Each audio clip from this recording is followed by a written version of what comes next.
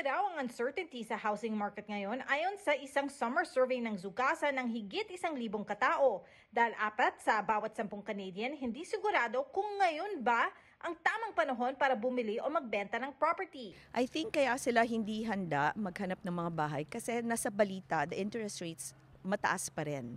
So parang for them, a lot of them are still scared. Takot sila kasi parang ang taas pa rin ng interest rates. There's only been one drop sa interest rates, although the news is sa July magdodrop ulit ng isa pa. So hopefully mangyari yon. Ayon sa isang real estate agent sa Vancouver na si Heidi Nang, mas mabagal ang market ngayon dala ng mataas pa rin na mortgage interest rates. Pero pagkakataon daw ito para sa buyer o real estate agent na humingi ng mas mababang presyo sa mga seller. As someone na nagtatrabaho sa loob ng industry, I can vouch na ito yung time na it's actually a good time to buy kasi nakaka-ask tayo ng discount ngayon. As a buyer's agent like myself, I work with a lot of buyers.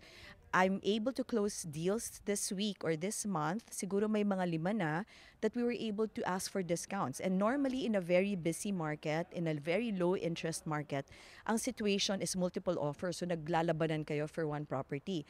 But at this time, since a lot of people are unsure, yung pag-buyer tayo, it's actually a better time for us kasi nakakahingi tayo ng mas murang halaga. Ayon sa survey, isa sa bawat 3 katao naghihintay pa rin na bumaba ang mortgage interest rates bago pumasok sa housing market. Halos 60% naman ang nagsabing mahalaga ang presyo ng bahay sa kanilang desisyon. So I agree with what the survey says na importante for them to have a lower price because with the lower price, mas marami kang properties na pwedeng mabili based on the approval that will be given to you by the mortgage broker. Isa sa bawat 5 katao naman ang nag-iisip lumipat sa ibang syudad na may mas murang pabahay. Pero kung kayo ay kabilang sa mga nag-iisip nito, may mga bagay na dapat isipin muna bago lumipat ng titirahang syudad o probinsya. Malaking bagay for our mental health, yung to be surrounded by family and friends. So sa mga gustong lumipad, mag-change ng province na wala kayong kilala, of course there's the challenge of not knowing anyone, but at the same time, kasi Vancouver or Canada can be a lonely place for us, especially sa ating mga nag-migrate from Philippines, di ba?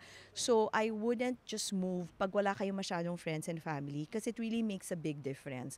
Teresa Barrera, Omni News, Vancouver.